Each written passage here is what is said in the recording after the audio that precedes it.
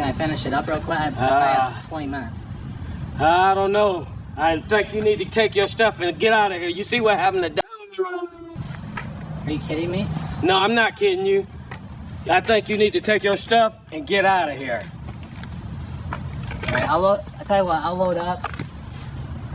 This house. I stood there shivering in the biting cold, absolutely stunned. I wasn't just mowing a lawn. I was trying to uncover a buried memory for a woman who lost everything. Today, I met Mrs. Alara. She's only 64, but grief has aged her terribly. She used to be a famous landscape architect, but 2 years ago, a hit-and-run driver left her paralyzed from the waist down and took her husband's life. Since that day, she hasn't been able to leave her wheelchair. Her property isn't a jungle, but it's deceiving. The grass is about a foot tall, but it is incredibly thick and dense. It has formed a heavy green blanket that completely swallows the intricate stone paths she and her husband built by hand. The wind was howling, stinging my face, but this neighbor was the real storm. He came stomping over from his trailer, screaming about politics and conspiracies.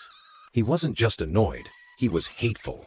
He actually jammed his foot against my mower deck, preventing me from moving forward. He shouted that the yard was a disgrace, and that I had no right to be there, even though Mrs. Alara was weeping just 10 feet away inside the glass door. I looked at Mrs. Alara.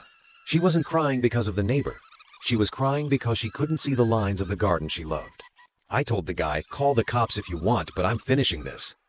He cursed, realized I was recording, and stormed off. I fired the engine back up. As I cut through the dense, wet grass, the transformation was instant. I didn't just cut grass. I excavated art. I uncovered sharp cobblestone borders and a stunning stone walkway that had been invisible under the green mat. When I edged the final sidewalk, the overgrown mess turned back into a masterpiece. Mrs.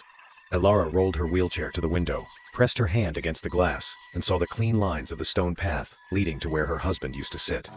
For the first time in 2 years, she smiled through her tears. Beauty is often hidden right under our noses. If you think Mrs. Alara deserves this view, subscribe and comment beautiful below.